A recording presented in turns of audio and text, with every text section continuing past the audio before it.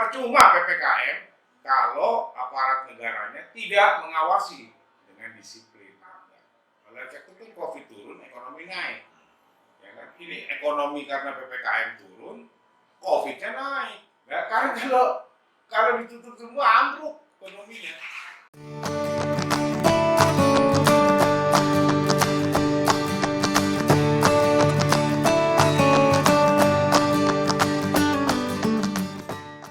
Mas Arief, selamat sore. Pada sore hari ini kami ingin mengetahui pandangan Mas Arief tentang pemberlakuan pembatasan kegiatan masyarakat untuk menghadapi COVID. Menurut Mas Arief sendiri bagaimana?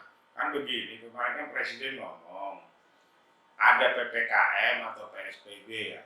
Ternyata ekonominya juga jeblok, nggak ikut naik, ya kan? Nah, pasti jeblok lah ekonomi dengan adanya PPKM itu kan. Tapi ternyata penderita COVID juga meningkat. Nah, persoalannya kan ada dua kan, apakah kesehatan dan ekonomi. Tapi kalau saya lihat PPKM yang diberlakukan, contoh di Jakarta ya, semua harus tutup jam 7. Harusnya yang memberlakukan PPKM ini mengerti tentang perilaku konsumen. Ya. Kita lihat misalnya kafe-kafe jam 7 tutup, supermarket tutup. Kita harus tahu. Contoh aja, berapa lama seorang konsumen di supermarket atau di warung Tegal atau di warung Padang atau di kafe melakukan transaksi? Nggak lebih dari 1 jam. Yang kedua, kapan konsumen-konsumen ini akan belanja di tempat-tempat perbelanjaan tadi, misalnya di kafe, di mall, atau di warteg, ya, atau di supermarket. Contoh aja misalnya kafe, supermarket, mall, atau warung, warteg dan warung Padang, itu orang rame baru belinya jam 12.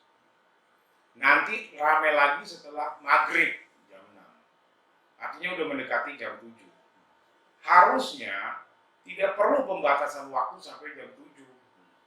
Contoh aja, orang pulang kerja, orang bekerja, makan siang kan perginya ke warteg, atau orang mau belanja ke supermarket jam-jam segitu, pergi ke mall jam-jam segitu, ya. Terus setelah pulang kantor, pulang jam 5, jalan ke jam 6.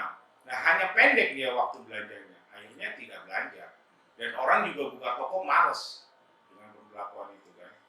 Artinya akhirnya ekonominya drop. Sebenarnya penyebaran COVID itu bukan karena terlalu banyak dibuka gerai-gerai ekonomi ya, bukan. Ya, tetapi lebih kepada kedisiplinan masyarakat, ya, terus kedisiplinan aparatnya untuk menjaga PPKM. Percuma PPKM kalau aparat negaranya tidak mengawasi dengan disiplin.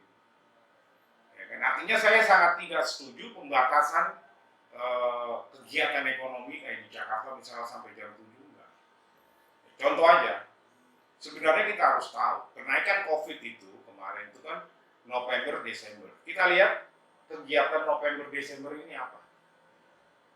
Adalah pembukaan public transport secara bebas. Harusnya yang dilakukan pembatasan itu di public transportnya. Contoh aja, beberapa kasus kemarin orang tertangkap menjual surat bebas COVID, orang mau naik pesawat. Bayangkan ini sudah terjadi beberapa waktu, ya kan? Terus penumpang pesawat membludak. Coba lihat aja grafik kenaikan penumpang pesawat, grafik penumpang kenaikan bus, grafik penumpang kenaikan kereta api. Harusnya yang di PPKM itu adalah public transport, bukan gerai-gerai ekonomi kayak warung, pasar, nggak perlu. Karena kalau di sebuah transportasi publik, misalnya bus, kan terkungkung orang di dalam.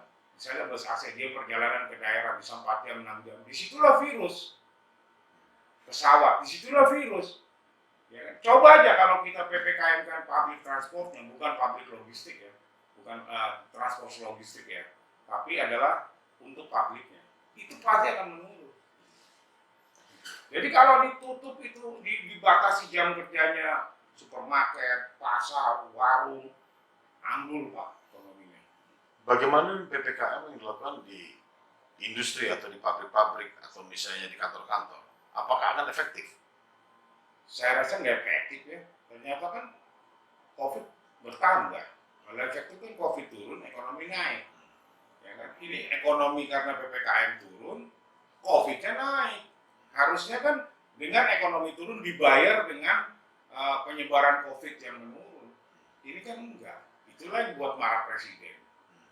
Ya, artinya kalau ekonominya hancur, gimana nanti kita mau obatin orang-orang yang terpapar COVID? Ya kan? Makanya harus tadi ketika menerapkan PPKM suatu daerah atau pemerintah harus tahu perilaku konsumennya. Ya kan? Kayak contoh Mas, ada nggak orang misalnya di restoran itu sampai duduk 2 jam, 3 jam kan enggak. Bisa bangkrut itu restoran kalau duduk 2 jam, 3 jam gak ganti-ganti pembeli. Tapi kalau orang naik bus dari sini ke Bandung berapa jam? Public transport ya. Orang dari sini naik bus ke Surabaya berapa jam? Naik kereta berapa jam?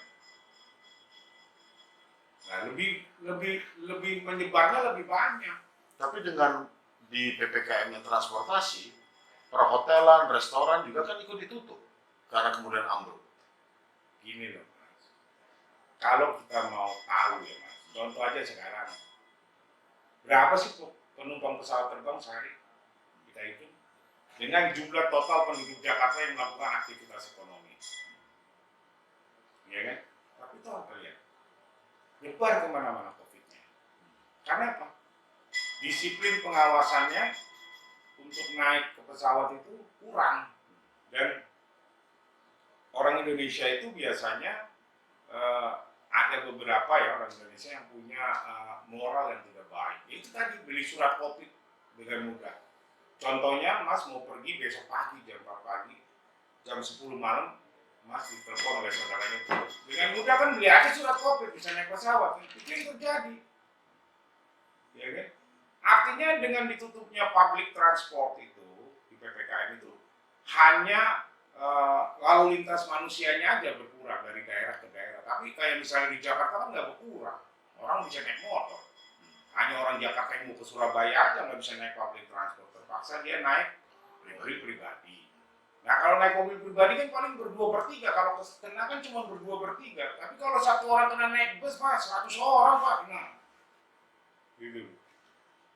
Jadi di Cina juga public transport Pak yang di PPKM bukan ekonominya. Gitu. Kan lebih mudah mengontrolnya. Ya kan?